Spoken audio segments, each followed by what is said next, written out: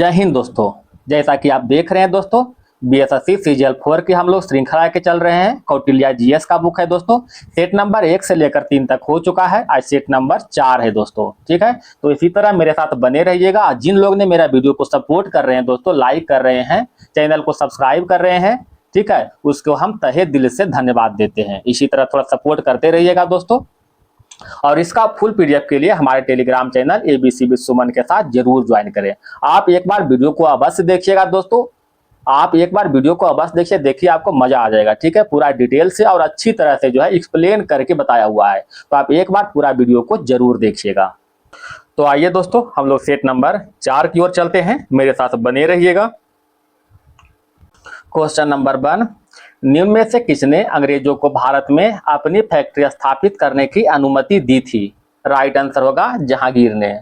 जहांगीर ने अंग्रेजों को 1613 में फैक्ट्री स्थापित करने की अनुमति दिया था, जो कि सूरत में अपनी फैक्ट्री स्थापना किया था। ठीक है, ईस्ट इंडिया कंपनी की स्थापना कब हुआ था दोस्तों? 1600 में हुआ था। जिस समय ईस्ट इंडिया कंपनी की स्थापना हुआ था उस समय अकबर के शासनकाल था। ठीक है, अकबर के शासनकाल की बात करते हैं दोस्तों, तो 1556 से लेकर के 1605 तक जो है इसका शासनकाल था। अकबर के जो है उत्तराधिकारी जहांगीर था। जहांगीर का शासनकाल 1605 से लेकर के 1627 तक था। जहांगीर का उत्तराधिकारी शाहजहां था। शाहजहां के शासनकाल 1628 से लेकर के 1658 तक था। और शाहजहां का उत्तराधिकारी औरंगजेब, औरंगजेब का शासनकाल जो है 1658 से लेकर के 1707 तक था। ठीक है, 1707 तक था, याद रखिएगा।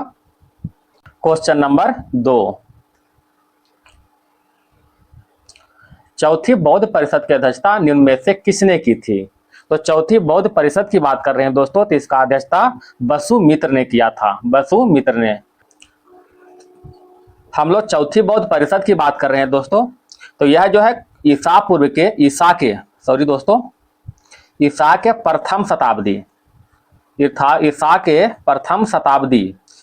प्रथम शताब्दी में हुआ था। और कुंडलबन कश्मीर में इसका आयोजन हुआ था। किसके शासनकाल में? तो कुषाण शासक कनिष्क के शासनकाल में। ठीक है, कुषाण शासक कनिष्क के शासनकाल में, जिसका अध्यक्षता जो है बसुमित्र कर रहा था। टोटल 4 बौद्ध परिषद हुआ था दोस्तों। हम लोग चारों के बारे में थोड़ा थोड़ा देख लेते हैं दोस्तों। ठीक है, पहला हम आते हैं प्रथम बौद्ध परिषद के बारे में। ठीक है, फर्स्ट बौद्ध परिषद। तो हम फर्स्ट बौद्ध परिषद की बात कर रहे हैं दोस्तों, तो इसका आयोजन 483 बीसी में हुआ था। 483 बीसी में राजगीर में, जिसे राजगृह कहते हैं, राजगृह। और शासन काल था अजात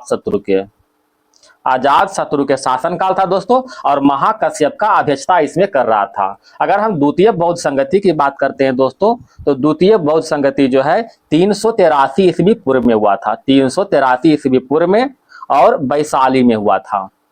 कहाँ हुआ था दोस्तों? वैशाली में हुआ था। उस समय शासन काल जो था कालाशोक का था, और अध्यक्षता जो है साबा कामी कर रहे थे। साबा कामी के अध्यक्षता में हुआ था। अगर हम तृतीय बौद्ध संगति की बात करते हैं दोस्तों, तो यह 250 ईस्वी पूर्व में हुआ था, पाटलिपुत्र में अशोक के शासनकाल में, और मोगलीपुत्र तिस्य की अध्यक्षता में हुआ था। तो इस तरह से याद रखिएगा दोस्तों, बहुत ही काम करेगा। क्वेश्चन नंबर 3, निम्नलिखित में किसका निर्माण फिरोज शाह तुगलक ने नहीं किया था? बताइएगा। तो तुगलकाबाद, फिरोजाबाद, जौनपुर और फतेहाबाद। इसका राइट आंसर होगा तुगलकाबाद। ठीक है, तुगलकाबाद का निर्माण जो है फिरोज शाह तुगलक ने नहीं करके मतलब जीएसटी ने किया था, मतलब गयासुद्दीन तुगलक ने किया था। ठीक है, गयासुद्दीन तुगलक ने तुगलकाबाद की स्थापना जो है 1321 ईस्वी में किया था। ठीक है, हम लोग फिरोज शाह तुगलक की बात कर रहे हैं दोस्तों, तो इन्होंने 300 नए नगर की स्थापना किया था। 300 नए नगर की स्थापना किया था। इन्होंने जो है दिल्ली सल्तनत में लोक निर्माण विभाग की स्थापना भी किया था। ठीक है, क्वेश्चन पूछता है दोस्तों कि सल्तनत काल में लोक निर्माण विभाग की स्थापना किसने किया था? तो बताइएगा फिरोज शाह तुगलक ने। ठीक है, ब्राह्मणों पर जाजिया कर लगाने वाला प्रथम सुल्तान कौन था? तो फिरोज शाह तुगलक ही था। क्वेश्चन नंबर 4, निम्नलिखित में किसने 1872 में नेटिव मैरिज एक्ट को पारित करने में महत्वपूर्ण भूमिका निभाई थी? तो इसका राइट आंसर होगा दोस्तों केशव चंद्र सेन। ठीक है, केशव चंद्र सेन। बाल विवाह पर प्रतिबंध जो है, बाल विवाह पर प्रतिबंध जो है नेटिव मैरिज एक्ट के तहत ही लगाया गया था। इसके तहत लड़कियों की आयु जो है कम से कम 14 वर्ष होना चाहिए, कम से कम 14 वर्ष। एक होता है दोस्तों शारदा एक्ट, जो आप भी जानते होंगे, शारदा एक्ट। इस एक्ट के तहत जो है, अच्छा, इस एक्ट का जो गठन हुआ था 1930 में हुआ था, और इस एक्ट के तहत लड़की की आयु जो है 14 साल से प्लस होना चाहिए और लड़का की आयु जो है 18 साल से ऊपर होना चाहिए। किसके अनुसार? तो शारदा अधिनियम के अनुसार या फिर शारदा एक्ट के अनुसार। क्वेश्चन नंबर 5, हड़प्पा सभ्यता में खुदाई से टेराकोटा हल मॉडल कहां से मिले थे? बताइएगा। तो इसका राइट आंसर होगा दोस्तों बनमाली से, सॉरी बनबाली से। ठीक है, ऑप्शन नंबर सी हो जाएगा। बनबाली की बात करते हैं दोस्तों, तो यह रंगोई नदी के किनारे स्थित है। ठीक है, रंगोई नदी किनारे स्थित है। यहाँ से जो है जौ के किस्म का प्रमाण मिला है। ठीक है, जो जौ उत्पादन होता है यहाँ से प्रमाण मिला है। क्वेश्चन नंबर 6, ऋग्वेद में उल्लेखित प्रसिद्ध दशराग युद्ध, जो कि 10 राजाओं के युद्ध, किस नदी के किनारे लड़ा गया था? तो दशराग युद्ध के बारे में जानते हैं दोस्तों। तो दशराग युद्ध का उल्लेख जो है ऋग्वेद के 7वें मंडल में उल्लेख किया गया है। ऋग्वेद के 7वें मंडल में उल्लेख किया गया है। यह युद्ध जो है पारुसनी, जिसे रावी नदी भी कहते हैं, पारुसनी जिसे रावी नदी भी कहते हैं, इसी के किनारे लड़ा गया था। यह युद्ध सुदास और 10 राजाओं के बीच लड़ा गया था। ठीक है, क्वेश्चन नंबर 7, चित्तौड़ की कीर्ति स्तंभ का निर्माण हुआ था किसके शासनकाल में? तो चित्तौड़ के कीर्ति स्तंभ का निर्माण राणा कुंभा के शासनकाल में हुआ था, राणा कुंभा के शासनकाल में। क्वेश्चन नंबर 8, अद्वैत सिद्धांत के प्रतिपादक कौन थे? बताइएगा दोस्तों। अद्वैत सिद्धांत के प्रतिपादक शंकराचार्य थे। ऑप्शन नंबर डी हो जाएगा। इसी तरह के बहुत सारे सिद्धांत है दोस्तों, कुछ कुछ देख लेते इसमें है। जैसे में शुद्धाद्वैत, शुद्धाद्वैतवाद, शुद्धाद्वैतवाद के प्रवर्तक कौन है दोस्तों? वल्लभाचार्य। ठीक है, वल्लभाचार्य। ठीक है, शुद्धाद्वैत के प्रवर्तक है। अगर हम द्वैताद्वैत की बात करते हैं दोस्तों, द्वैताद्वैतवाद, इसका प्रवर्तक कौन है दोस्तों? इसका प्रवर्तक हो जाएगा निम्बकाचार्य, निम्बकाचार्य। ठीक है, अगर जो है विशिष्टाद्वैत की बात करते हैं तो इसका संस्थापक हो जाएगा रामानुचार्य। तो इस तरह से बहुत सा प्रवर्तक है दोस्तों, ये सभी को याद कीजिएगा। ठीक है, पुष्टि मार्ग के प्रतिपादन भी वल्लभाचार्य नहीं किया था। अच्छा, हम लोग स्वामी विवेकानंद के बारे में बात करते हैं थोड़ा सा दोस्तों। तो स्वामी विवेकानंद को जो है तूफानी हिंदू के नाम से जानते हैं, तूफानी हिंदू के नाम से जानते हैं। सुभाष चंद्र बोस ने स्वामी विवेकानंद को आधुनिक भारत के आध्यात्मिक पिता के भी नाम से जानते, मतलब बोले थे। ठीक है, आधुनिक भारत के आध्यात्मिक पिता किसने कहा था? तो सुभाष चंद्र बोस ने कहा था स्वामी विवेकानंद को। अच्छा, इनका जो है बचपन का नाम क्या था दोस्तों? तो नरेंद्र दत्त। नरेंद्र दत्त जो है बचपन का नाम था। इन्होंने 1893 में अमेरिका के शिकागो शहर में प्रथम धर्म सम्मेलन में भाग भी लिया था। क्वेश्चन नंबर 9, कौशाम्बी किस महाजनपद की राजधानी थी? बताइएगा दोस्तों, कौशाम्बी किस महाजनपद की राजधानी थी? राइट आंसर होगा बक्स की राजधानी। ठीक है, बक्स की राजधानी क्या है दोस्तों? कौशाम्बी है। अगर कुरु की बात करते हैं तो कुरु की राजधानी इंद्रप्रस्थ है, कुरु की राजधानी इंद्रप्रस्थ। काशी की राजधानी दोस्तों वाराणसी, वाराणसी। कौशल की राजधानी क्या है दोस्तों? बताइएगा। श्रावस्ती। कौशल की राजधानी श्रावस्ती हो जाएगा। मल की राजधानी कुशावती। अवंती की राजधानी उज्जैन। गंधार की राजधानी तक्षशिला। कंबोज की राजधानी हाटक। क्वेश्चन नंबर 10, अमित्र घात किस मौर्य राजा के अन्य नाम थे? बताइएगा। तो राइट आंसर होगा बिंदुसार। ठीक है, बिंदुसार के बारे में जानते हैं दोस्तों। तो इनको वायु पुराण में भद्रसार के नाम से जाने जाते हैं, वायु पुराण में जो है इनको भद्रसार के नाम से जाने जाते हैं। जैन साहित्य में इसे सिंहसेन के नाम से जाने जाते हैं। ठीक है, तो वायु पुराण में भद्रसार के नाम से और जैन साहित्य में सिंहसेन के नाम से जाने जाते हैं। एक है दोस्तों बिंबिसार। बिंबिसार कौन थे दोस्तों? हर्यक वंश के संस्थापक थे, हर्यक वंश के संस्थापक थे, जिन्होंने 544 ईस्वी में, 544 ईस्वी पूर्व में जो है हर्यक वंश के स्थापना किया था। 544 ईस्वी पूर्व का दोस्तों हर्यक वंश के स्थापना किया था। ठीक है,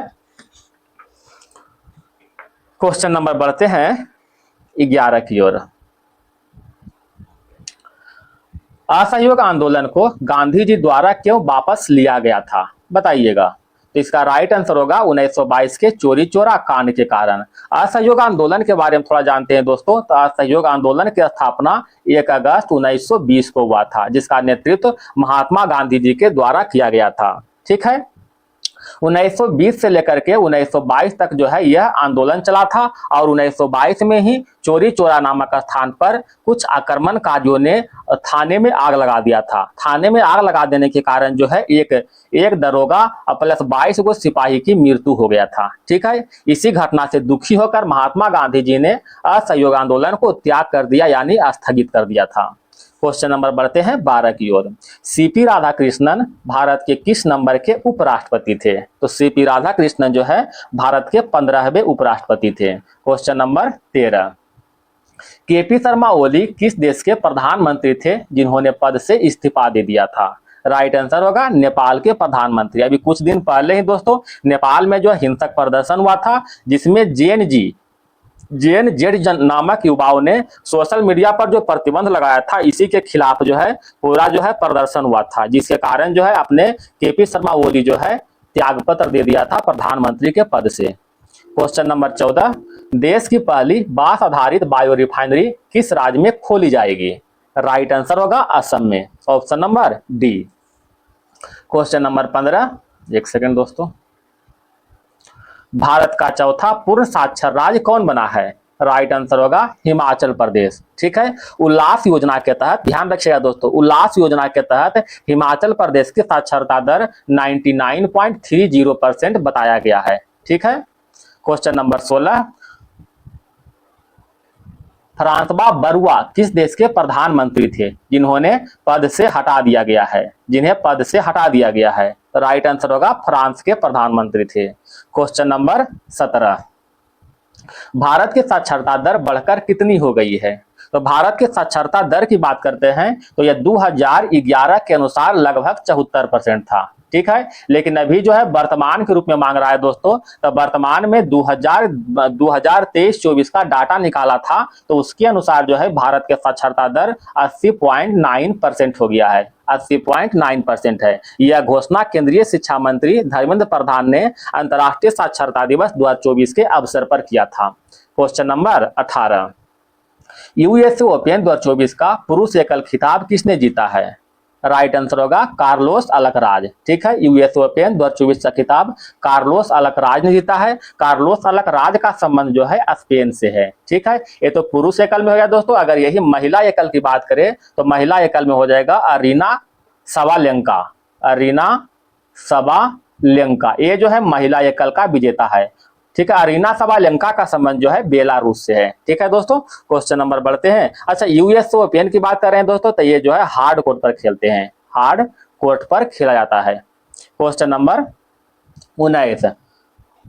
हॉकी एशिया कप 2025 पुरुष का खिताब किसने जीता है?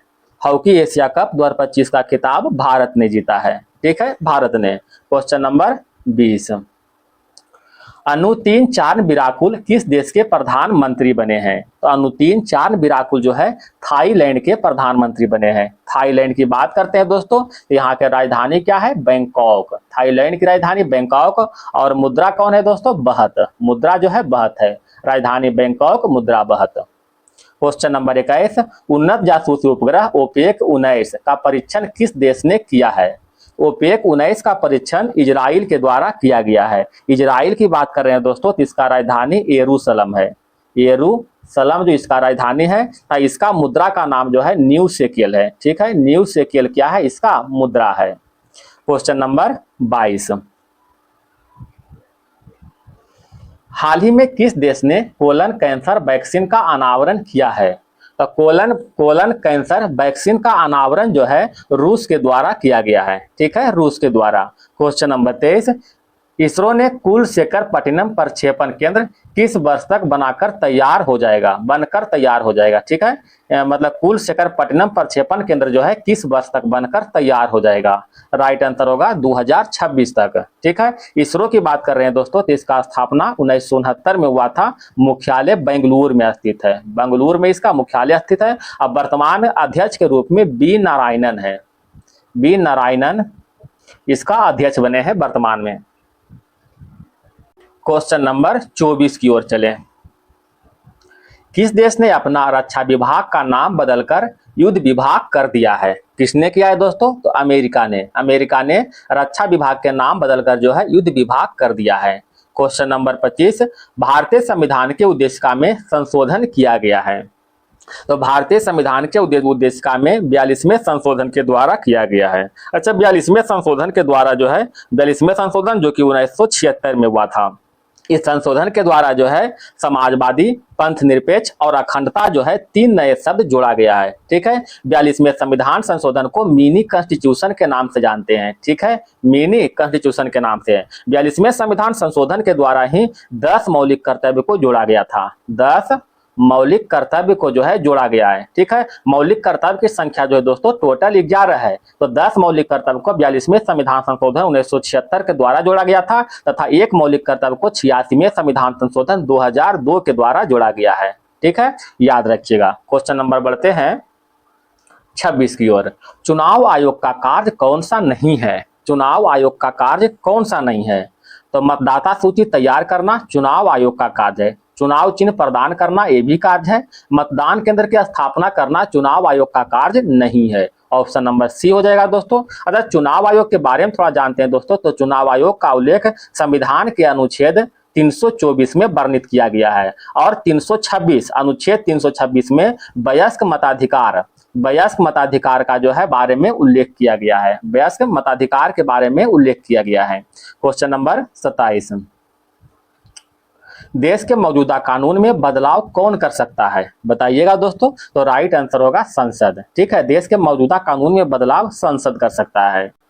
क्वेश्चन नंबर 28, उपराष्ट्रपति को पद से कैसे हटाया जाता है? राइट आंसर होगा राज्यसभा के संकल्प के द्वारा। ऑप्शन नंबर सी हो जाएगा, राज्यसभा के संकल्प के द्वारा। क्वेश्चन नंबर 29 की ओर आते हैं। आपातकाल में कौन सा अनुच्छेद निष्क्रिय नहीं होता है? बताइएगा। तो राइट आंसर होगा अनुच्छेद 20 और 21 जो है निष्क्रिय नहीं होता है। अच्छा, आपातकाल की बात कर रहे हैं दोस्तों, तो आपातकाल का वर्णन जो है 3 तरह का है। कौन कौन है? जो एक है दोस्तों राष्ट्रीय आपातकाल, राष्ट्रीय आपातकाल, ठीक है, जिसका वर्णन संविधान के अनुच्छेद 352 में वर्णित किया गया है। ठीक है, एक है दोस्तों राष्ट्रपति शासन, जिसका वर्णन संविधान के अनुच्छेद 356 में किया गया है। एक है दोस्तों वित्तीय आपात। ठीक है, वित्तीय आपात, इसका वर्णन संविधान के अनुच्छेद 360 में किया गया है। अच्छा, राष्ट्रीय आपात के बारे में जानते हैं दोस्तों। ठीक है, राष्ट्रीय आपात के बारे में जानते हैं तो इसका प्रयोग अभी तक 3 बार हो चुका है। कौन कौन बार? 1962 में हुआ था भारत चीन युद्ध के समय, 1971 में हुआ था भारत पाकिस्तान युद्ध के समय, 1975 में हुआ था आंतरिक अशांति के समय। अच्छा, राष्ट्रपति शासन के बारे में देखते हैं दोस्तों, तो अभी तक जो है राष्ट्रपति शासन टोटल 130 से जो है अधिक बार लग चुका है। ठीक है, 130 से अधिक बार। और सर्वप्रथम राष्ट्रपति शासन पंजाब में लगा था दोस्तों, पंजाब में 1951 में। ठीक है, और वित्तीय आपातकाल का प्रयोग अभी तक एक बार भी नहीं हुआ है। तो याद रखिएगा। क्वेश्चन नंबर बढ़ते हैं 30 की ओर। वीडियो पसंद आए दोस्तों तो आपसे एक निवेदन है, एक लाइक जरूर कीजिएगा दोस्तों। क्वेश्चन नंबर 30, लोकसभा अध्यक्ष के चुनाव की तिथि किसके द्वारा घोषित की जाती है? तो लोकसभा अध्यक्ष के चुनाव तिथि जो है राष्ट्रपति के द्वारा घोषित करते हैं। ऑप्शन नंबर सी हो जाएगा। चुनाव आयोग का वर्णन अनुच्छेद 324 में है दोस्तों, वयस्क मताधिकार का उल्लेख अनुच्छेद 326 में है, संसद का वर्णन अनुच्छेद 79 में है, भारत के राष्ट्रपति होगा अनुच्छेद 52 में, राष्ट्रपति कार्यपाल का शक्ति अनुच्छेद 53 में, राष्ट्रपति का चुनाव होगा 54 में। याद रखिएगा। क्वेश्चन नंबर बढ़े 31 की ओर। लोकसभा अध्यक्ष और उपाध्यक्ष दोनों अनुपस्थित हो तो लोकसभा की बैठक को सुगम कौन बनाता है? राइट आंसर होगा अध्यक्ष पैनल द्वारा। Option number D. Question number 32, social contract किसके द्वारा लिखा गया था? तो सोशल कॉन्ट्रैक्ट जो है रूसो के द्वारा लिखा गया था। ठीक है, रूसो के द्वारा। जब मॉन्टेस्क्यू की बात करते हैं दोस्तों, इन्होंने जो है शक्ति के पृथक्करण सिद्धांत दिया है। शक्ति के पृथक्करण का सिद्धांत दिया है। किसने दिया है दोस्तों? मॉन्टेस्क्यू ने दिया है। इनका एक पुस्तक है दोस्तों, the spirit of law. The spirit of law पुस्तक का लेखक मॉन्टेस्क्यू है। क्वेश्चन नंबर 33, समान नागरिक संहिता का प्रावधान किस अनुच्छेद के अंतर्गत किया जाता है? तो समान नागरिक संहिता का प्रावधान जो है अनुच्छेद 44 के अंतर्गत होता है। अनुच्छेद 44 के अंतर्गत कुछ अनुच्छेद देखते हैं दोस्तों, जैसे में अनुच्छेद 39, ठीक है। अनुच्छेद 39 का ए में क्या है दोस्तों, समान न्याय निःशुल्क कानूनी सहायता का उल्लेख है, ठीक है। अनुच्छेद 40 में ग्राम पंचायत का गठन किया गया है, ग्राम पंचायत का गठन किया गया है, इसे जो है गांधीवादी भी कहते हैं, ठीक है। अनुच्छेद 43 की बात करेंगे दोस्तों, अनुच्छेद 43 के, इसमें कर्मचारियों को निर्वाह वेतन के बारे में उल्लेख किया गया है, ठीक है। अनुच्छेद 45 की बात करते हैं दोस्तों, तो इसमें क्या है, 6 वर्ष से कम आयु के बच्चे को शिक्षा जो है जरूरी है, इसी के बारे में वर्णन किया गया है। अनुच्छेद 46 के बारे में बात करते हैं दोस्तों, तो अनुसूचित जाति और अनुसूचित जनजाति एवं कमजोर वर्गों के शैक्षणिक और आर्थिक हितों को बढ़ावा देने के बारे में प्रावधान किया गया है। अनुच्छेद 48 के बारे में बात करते हैं दोस्तों, तो कृषि और पशुपालन का उल्लेख किया गया है। अनुच्छेद 48 का एक के बारे में बात करते हैं दोस्तों, तो पर्यावरण के संरक्षण, संवर्धन और वन्य जीव की सुरक्षा के बारे में वर्णन किया गया है। अनुच्छेद 49 देखते हैं दोस्तों, इसमें क्या है, स्मारक और राष्ट्रीय महत्व के स्थानों को सुरक्षा प्रदान करना या फिर संरक्षण प्रदान करना। अनुच्छेद 50 की बात करते हैं दोस्तों, तो न्यायपालिका का कार्यपालिका से अलगाव किया गया है, यानी पृथक्करण, ठीक है। अनुच्छेद 51 में क्या है, अंतर्राष्ट्रीय शांति और सुरक्षा के प्रोत्साहन के बारे में वर्णन किया गया है। क्वेश्चन नंबर आते हैं 34 की ओर। कोलकाता का सहयोगी बंदरगाह कौन सा है? कोलकाता का सहयोगी बंदरगाह कौन है दोस्तों? हल्दिया बंदरगाह, ऑप्शन नंबर सी हो जाएगा। क्वेश्चन नंबर 35, दिहांग दर्रा भारत के किस राज्य में स्थित है, बताइएगा। तो दिहांग दर्रा जो है अरुणाचल प्रदेश में है। कहाँ है दोस्तों? अरुणाचल प्रदेश में। कुछ जो है दर्रा के बात कर लेते हैं दोस्तों, जो इंपॉर्टेंट है, जैसे में काराकोरम दर्रा, काराकोरम दर्रा कहाँ स्थित है दोस्तों? लद्दाख में स्थित है, ठीक है। काराकोरम दर्रा जो है लद्दाख में स्थित है। नीति दर्रा, माना दर्रा और मूलिंग दर्रा, ये सभी कहाँ है दोस्तों? उत्तराखंड में स्थित है। जलेपला दर्रा, जलेपला दर्रा ये कहाँ है दोस्तों? सिक्किम में। जलेपला दर्रा एक, नाथुला दर्रा, जलेपला दर्रा और नाथुला दर्रा दोनों जो है सिक्किम में स्थित है, ठीक है, सिक्किम में है। बोमबिडला दर्रा, दीफू दर्रा, ये सभी जो है अरुणाचल प्रदेश में स्थित है। रोहतांग दर्रा, रोहतांग दर्रा कहाँ से दोस्तों? हिमाचल प्रदेश में। बुर्जिल दर्रा, ठीक है, बुर्जिल दर्रा और पीर पंजाल दर्रा जो है जम्मू और कश्मीर में स्थित है। क्वेश्चन नंबर बढ़ते हैं 36 की ओर। बिहार राज्य का क्षेत्रफल कितना है? बिहार राज्य का क्षेत्रफल 94,163 वर्ग किलोमीटर है।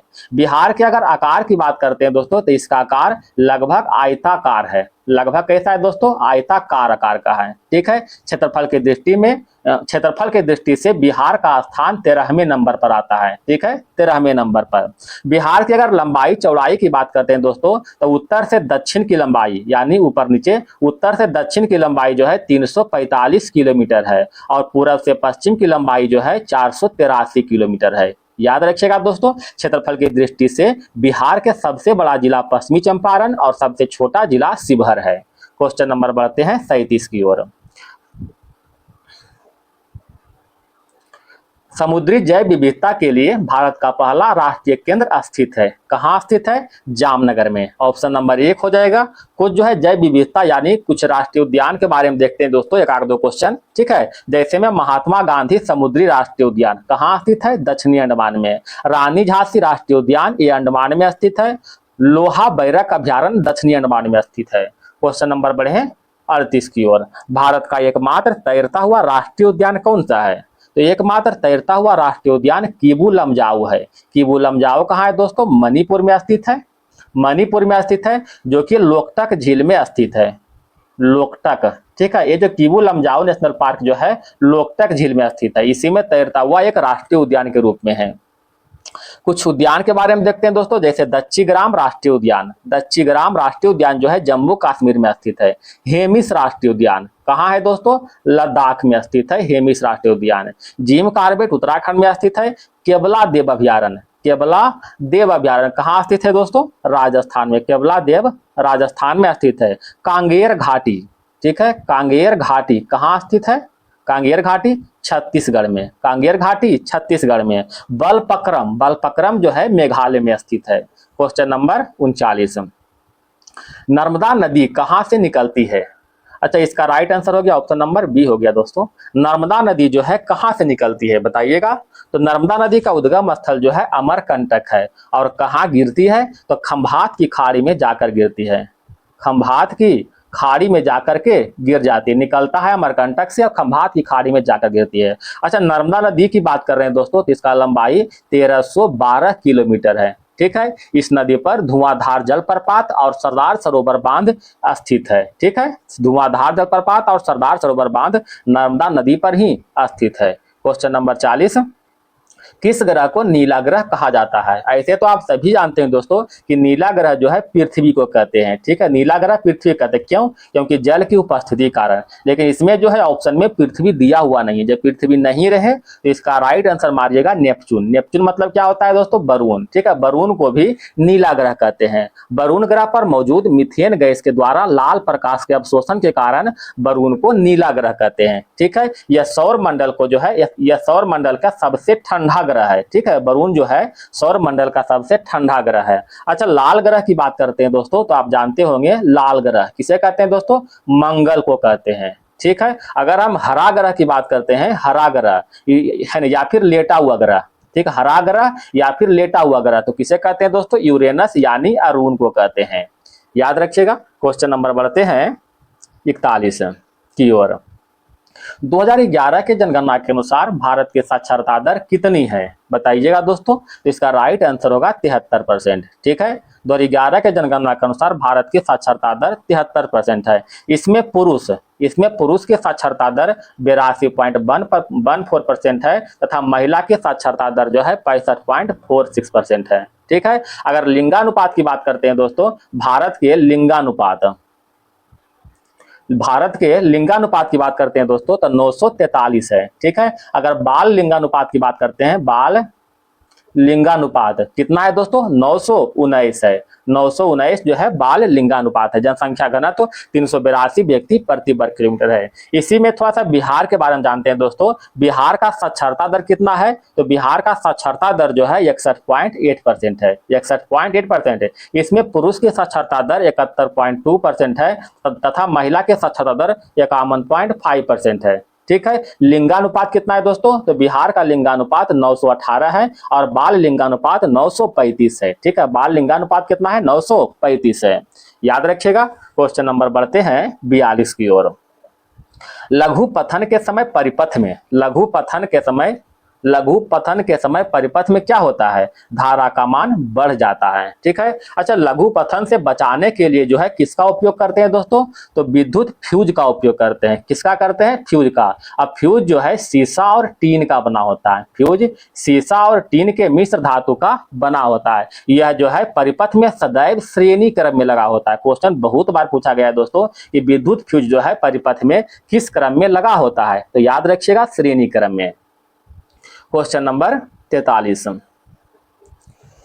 ऑडोमीटर एक उपकरण है जिसके द्वारा मापन किया जाता है। तो ऑडोमीटर से जो है चली गई दूरी को मापते हैं। ऑप्शन नंबर डी हो जाएगा, दूरी को माप होता है। एक होता है दोस्तों ऑडियोमीटर। तो ऑडियोमीटर से जो है ध्वनि की तीव्रता को मापते हैं। ठीक है, तो ऑडियोमीटर से दूरी को मापते हैं और ऑडियोमीटर से जो है ध्वनि की तीव्रता को मापते हैं। एक होता है दोस्तों ऑडियोफोन। इसका उपयोग जो है खासकर सुनने की सहायता में कान में लगाकर उपयोग करते हैं। ठीक है, क्वेश्चन नंबर बढ़े 44 की ओर। सामान्य दृष्टि के वयस्क के लिए नेत्र का निकट बिंदु होता है। समान दृष्टि के वयस्क के लिए नेत्र का निकटतम बिंदु होता है। क्या होता है दोस्तों? 25 सेंटीमीटर होता है। ठीक है, 25 सेंटीमीटर।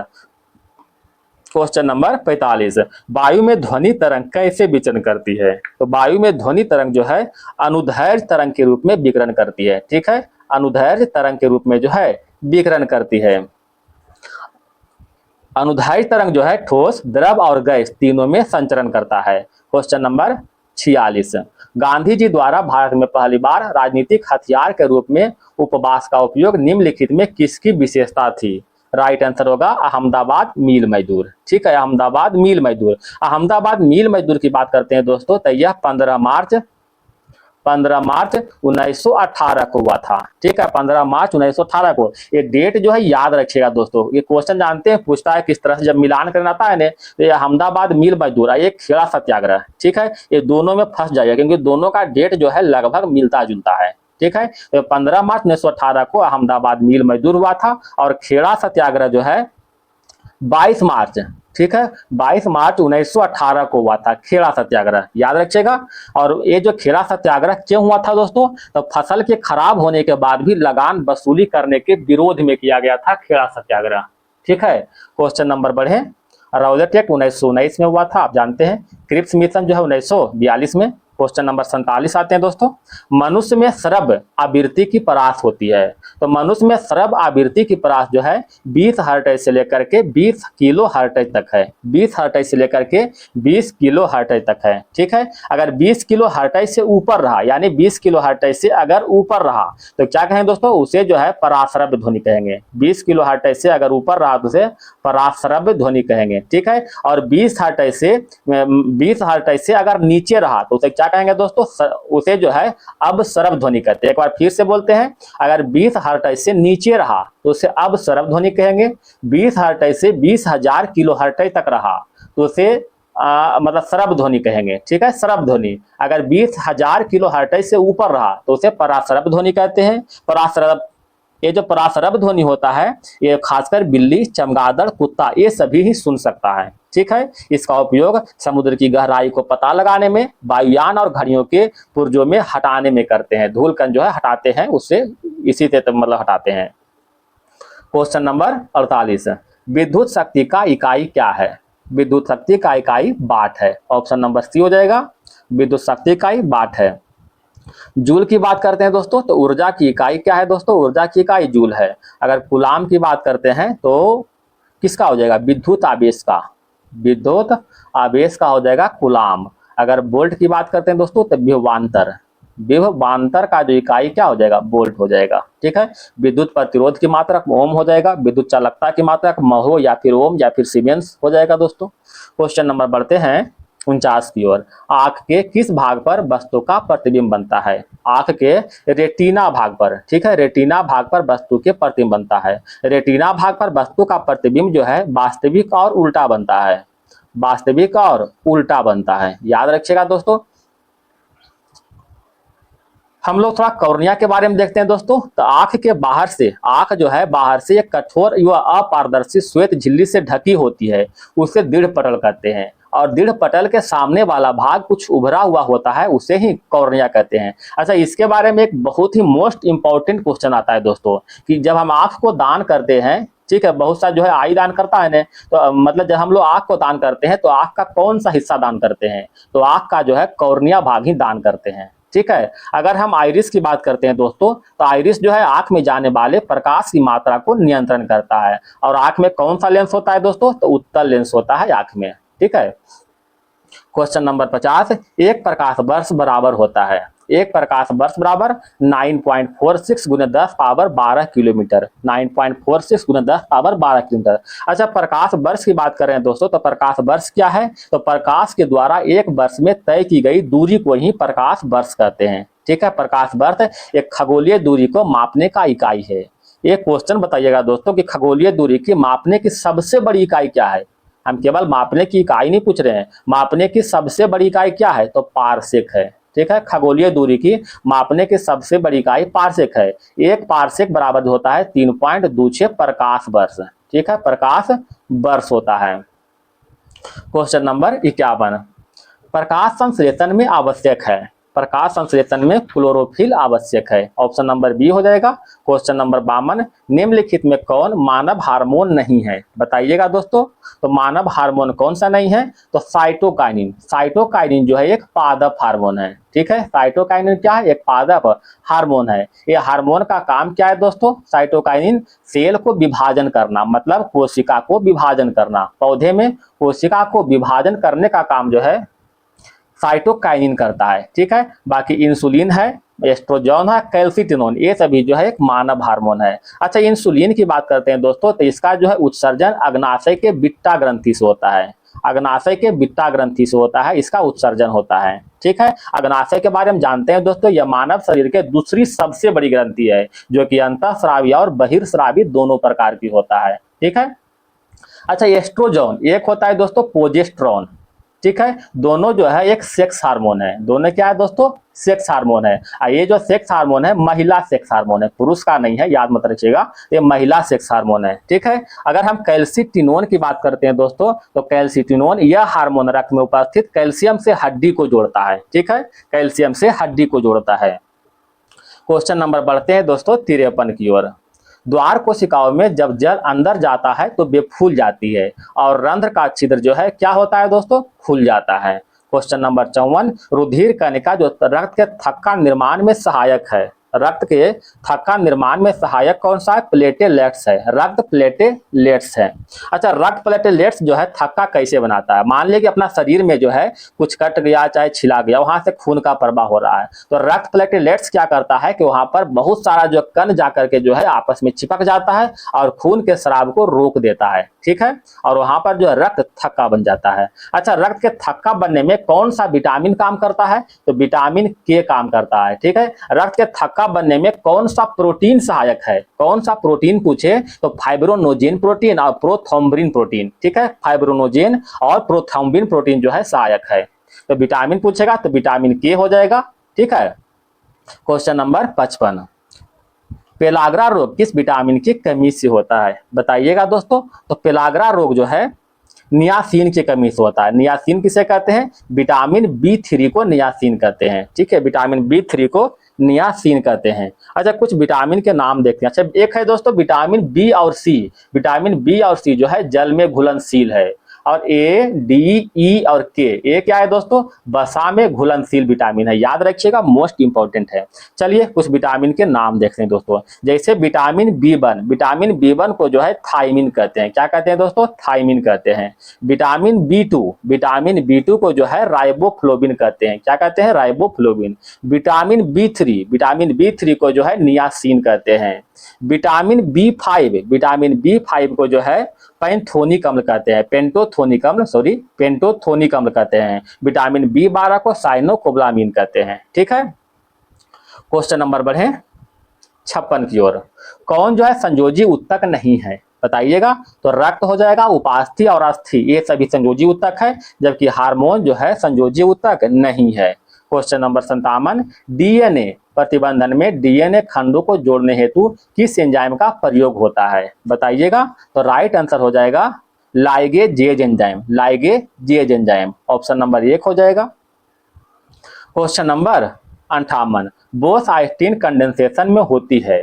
तब बोस आइंस्टीन कंडेंसेशन में क्या होता है, बहुत कम गतिज ऊर्जा, बहुत कम गतिज ऊर्जा। आप जानते हैं दोस्तों पदार्थ के जो है, पदार्थ के टोटल 5 अवस्था है, पदार्थ के टोटल 5 अवस्था है। आप जानते हैं पहला हो जाएगा ठोस, दूसरा हो जाएगा द्रव, और तीसरा क्या है दोस्तों, गैस हो जाएगा। चौथा अवस्था प्लाज्मा है, चौथा अवस्था क्या है, प्लाज्मा है। और पांचवा अवस्था जो है बोस आइंस्टीन कंडेंसेंट है। ठीक है, बोस आइंस्टीन कंडेंसेंट जो है पदार्थ के 5वां अवस्था है। ठीक है, बोस आइंस्टीन कंडेंसेंट से ही अंतरिक्ष की डार्क एनर्जी के विषय में जानकारी प्राप्त होती है। क्वेश्चन नंबर 59, आवर्त सारणी में तत्वों का कौन सा गुण प्रदर्शित नहीं है, राइट आंसर होगा घनत्व। ठीक है, आवर्त सारणी में तत्वों के घनत्व का गुण प्रदर्शित नहीं होता है, बाकी आयनन विभव, विद्युतात्मकता और परमाणु त्रिज्या ये सभी जो है आवर्त सारणी से मालूम चल जाता है, पता चल जाता है। क्वेश्चन नंबर 60, विलयन में H+ आयन की सांद्रता बढ़ने पर विलयन का pH पर क्या प्रभाव पड़ेगा, तो विलयन का pH जो है कम जाएगा। ठीक है। अच्छा, pH मान की बात कर रहे हैं दोस्तों, तो pH मान की खोज जो है सोरेनसन के द्वारा, ठीक है, सोरेनसन के द्वारा 1909 में किया गया था। यह मान जो है 0 से लेकर 14 तक होता है। अगर 7 से अधिक रहेगा तो क्षारीय को दर्शाएगा, 7 से अधिक रहेगा तो क्षारीय दर्शाएगा, और 7 से कम रहेगा तो अम्लीय को प्रदर्शित करता है, अम्लीय को, और 7 रहेगा दोस्तों तो उसे उदासीन प्रदर्शित करते हैं। ठीक है, उदासीन को प्रदर्शित करते हैं। मानव शरीर के pH मान कितना होता है दोस्तों, तो मानव शरीर के pH मान 7 से लेकर के 7.8 होता है। वर्षा जल के pH मान 5.6 से कम होता है। क्वेश्चन नंबर 61, निम्नलिखित में किसका उपयोग लेड पेंसिल बनाने में किया जाता है? तो लेड पेंसिल बनाने में ग्रेफाइट का प्रयोग करते हैं। ठीक है, हम लोग ग्रेफाइट की बात करते हैं दोस्तों, तो ग्रेफाइट जो है एक कार्बन का अपरूप है। ठीक है, ग्रेफाइट क्या है दोस्तों? कार्बन का अपरूप है। यह जो है काले भूरे रंग का होता है। यह ताप और विद्युत दोनों का जो है सुचालक होता है। अच्छा, इसका आकार की बात करते हैं दोस्तों, तो षटकोणीय, ठीक है, षटकोणीय आकार का होता है, षटकोणीय आकार का होता है तथा sp2 संकरित होता है। ठीक है, षटकोणीय आकार का और sp2 संकरित का। इसका जो है अपेक्षिक घनत्व की बात करते हैं तो 2.2 जो है इसका अपेक्षिक घनत्व है। अच्छा, कार्बन का अपरूप हीरा भी होता है दोस्तों। ठीक है, हीरा और ग्रेफाइट क्या है? दोनों कार्बन का अपरूप है। तो हीरा के अपेक्षिक घनत्व की बात करते हैं तो 2.4 होता है। ठीक है, ये जो है चतुष्फलकीय होता है और जो है sp3 संकरण होता है। ठीक है, sp3 संकरण होता है और हीरा जो है विद्युत का कुचालक होता है और जो है सबसे कड़ा जो है पदार्थ में पाया जाता है। क्वेश्चन नंबर 62, चिमनी से धुआं किस सिद्धांत से बाहर निकलता है? तो चिमनी से धुआं जो है संवहन विधि के द्वारा बाहर निकलता है। संवहन विधि के द्वारा। गैस और द्रव में ऊष्मा का संचरण किस विधि के द्वारा होता है? तो संवहन के द्वारा होता है। वायुमंडल जो है संवहन विधि के द्वारा ही गर्म होता है। ठीक है, वायुमंडल संवहन विधि के द्वारा ही गर्म होता है। बताइएगा दोस्तों, ठोस में ऊष्मा का संचरण किस विधि के द्वारा होता है? तो ठोस में चालन विधि के द्वारा होता है। ठीक है, ठीक है, ठोस में चालन विधि के द्वारा। जब सूर्य से जो है हम लोग को पृथ्वी पर ऊष्मा प्राप्त होता है तो किस विधि के द्वारा होता है? तो विकिरण विधि के द्वारा होता है। याद रखिएगा, जो सूर्य से हमें ऊष्मा प्राप्त होता है वह विकिरण विधि के द्वारा होता है। क्वेश्चन नंबर 63, अशोक को बौद्ध धर्म में दीक्षित करने का श्रेय किससे जाता है? बताइएगा। तो राइट आंसर होगा उपगुप्त को। ठीक है, उपगुप्त को। क्वेश्चन नंबर 64 की ओर आते हैं। निम्नलिखित में कौन उत्तर और मध्य बिहार में किसान आंदोलन के आयोजन में सहायक था? तो कौन सहायक था? तो स्वामी सदानंद थे, पंडित यमुना काराजी, राहुल शंकरयानंद, तीनों के तीनों जो है सहायक थे। ऑप्शन नंबर डी हो जाएगा। क्वेश्चन नंबर 65, स्वर्णिम क्रांति का संबंध किससे है? स्वर्णिम क्रांति का संबंध उद्यान कृषि से है। किससे दोस्तों? उद्यान कृषि से। कुछ क्रांति के नाम देखते हैं दोस्तों, जैसे में पीली क्रांति। पीली क्रांति का संबंध जो है तिलहन के उत्पादन से है, तिलहन के उत्पादन से। ठीक है, रजत क्रांति, रजत क्रांति का संबंध किससे है दोस्तों? अंडे के उत्पादन से, अंडे के उत्पादन से। भूरी क्रांति, भूरी क्रांति का संबंध उर्वरक के उत्पादन से, उर्वरक के उत्पादन से।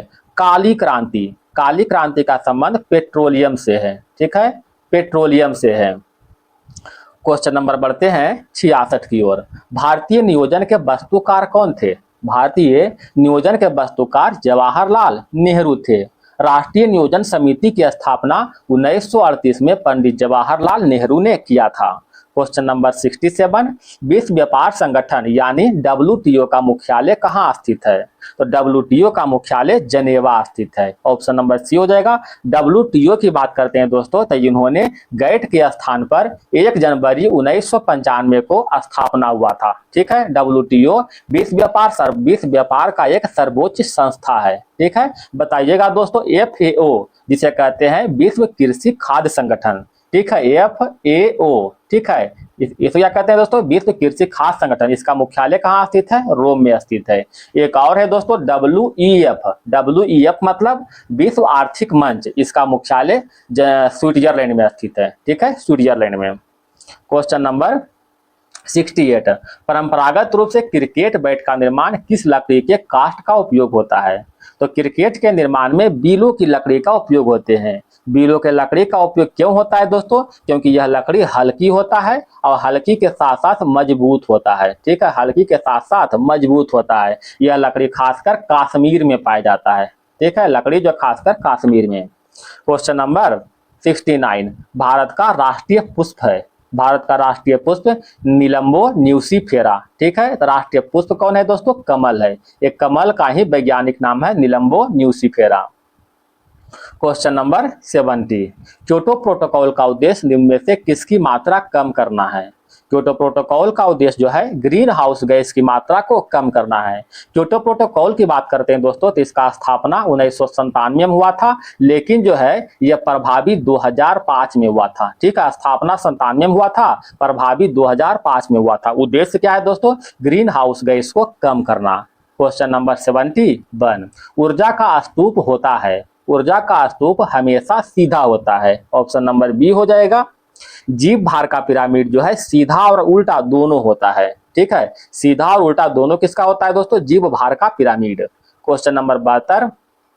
इजराइल की संसद का नाम क्या है? इजराइल का संसद का नाम नेसेट है। ऑप्शन नंबर बी हो जाएगा, नेसेट है। अच्छा, संसद किसका नाम है दोस्तों? तो भारत के संसद को संसद ही कहते हैं। जापान के संसद को डायट कहते हैं। ठीक है, जापान के संसद को डायट कहते हैं। मालदीव के संसद को मजलिस कहते हैं। मालदीव के संसद को जो है मजलिस कहते हैं। ठीक है, इराक के संसद को नेशनल असेंबली कहते हैं। नॉर्वे के संसद स्टोर्टिंग, नेपाल के संसद को राष्ट्रीय पंचायत कहते हैं। Question number 73। शांति निकेतन किसकी समाधि स्थल है? तो शांति निकेतन जो है, शांति निकेतन रविंद्रनाथ टैगोर की समाधि स्थल है। ऑप्शन नंबर 1 हो जाएगा, रविंद्रनाथ टैगोर की समाधि स्थल है। महात्मा गांधी की बात करते हैं तो इनका समाधि स्थल का नाम राजघाट है। ठीक है, राजीव गांधी के समाधि स्थल का नाम क्या है दोस्तों? बताइएगा। राजीव गांधी के वीर भूमि, वीर भूमि याद रखिएगा ये सभी। लाल बहादुर शास्त्री के समाधि स्थल का नाम विजय घाट है और इंदिरा गांधी के समाधि स्थल का नाम कौन है दोस्तों? शक्ति स्थल है। Question number 74। सेबी का मुख्यालय कहाँ स्थित है? तो सेबी का मुख्यालय मुंबई में है। सेबी की बात कर रहे हैं दोस्तों तो इसका स्थापना 1988 में हुआ था। ठीक है, स्थापना कब हुआ था? 1988 में। क्वेश्चन नंबर 75 और जीके का लास्ट क्वेश्चन है। निम्नलिखित में कौन सी पुस्तक महात्मा गांधी जी से संबंधित है? तो आप सभी जानते हैं दोस्तों, यंग इंडिया। यंग इंडिया किसने लिखा था? महात्मा गांधी जी ने। महात्मा गांधी जी की और भी पुस्तक है दोस्तों, जैसे में यंग इंडिया हो गया, Harijan, Navajivan, Hind Swaraj, my experiment with truth, ये सभी जो है महात्मा गांधी जी के द्वारा लिखित पुस्तक है। अच्छा, क्वेश्चन समाप्त हो गया दोस्तों। तो वीडियो पसंद आए दोस्तों तो एक लाइक जरूर कीजिएगा। ठीक है दोस्तों, धन्यवाद दोस्तों, आपका दिन शुभ हो।